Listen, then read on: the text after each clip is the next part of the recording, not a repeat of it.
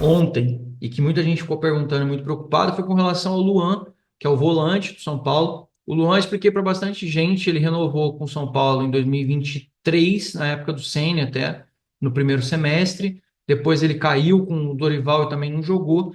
O Luan sempre é muito, o pessoal fala assim, mas ninguém está olhando para o Luan. O Luan sempre foi muito protegido e muito cuidado pelo São Paulo, em todos os sentidos.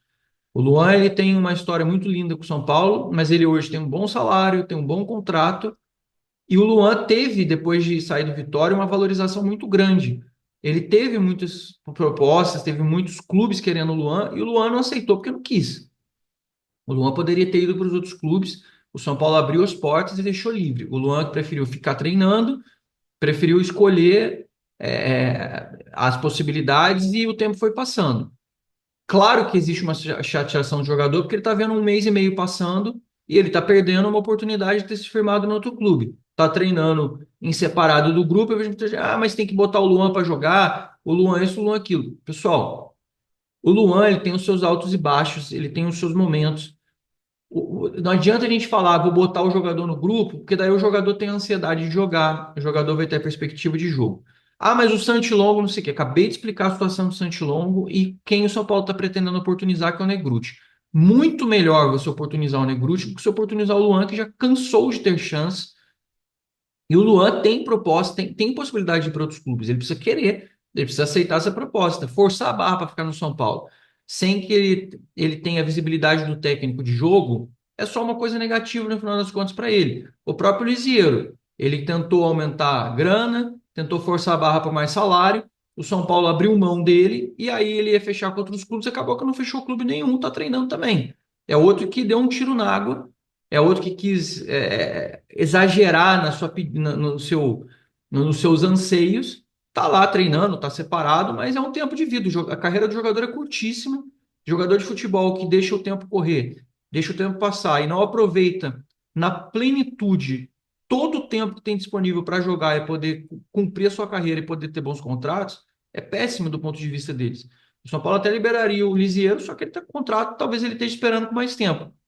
Só que tá perdendo a poder mostrar, tá perdendo se firmar, o cara fica sem ritmo, aí depois chega para jogar, já com o campeonato em andamento, não tá no mesmo patamar, aí a torcida pega no pé, o cara não consegue desempenhar, aí tem adaptação com outros grupos, aí tem o ritmo, aí o cara se machuca, pronto, aí começa a destruir um monte de coisa. Tem gente que escolhe errado para a vida, tem gente que escolhe errado para a carreira. O São Paulo tem lá todo o suporte que pode dar para o Luan, e vou falar para vocês, ao longo desse tempo, o Luan tem muitas coisas que foi auxiliado pelo São Paulo e que nunca vazaram, porque o São Paulo sempre blindou e protegeu o jogador, sempre teve um cuidado como realmente deve ser, como o São Paulo fez com o Alisson, por exemplo, na época que aconteceram as coisas com ele. Muita gente na época começou a falar assim: dispensa o Alisson, manda esse cara embora, porque o Alisson vinha de não jogar muito bem e a torcida estava de saco cheio.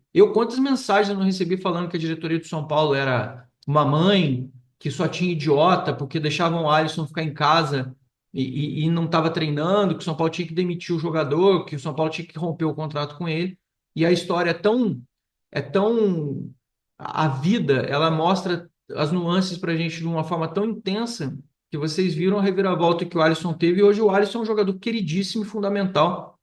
Mas eu me lembro claramente, tinha até um grupo que eu fazia parte, que as pessoas passavam dia e noite falando besteira sobre o Alisson, dizendo que só tinha frouxo, que só tinha um bando de banana, que as pessoas faziam o que queriam do São Paulo, que o São Paulo não mandava embora o Alisson, etc.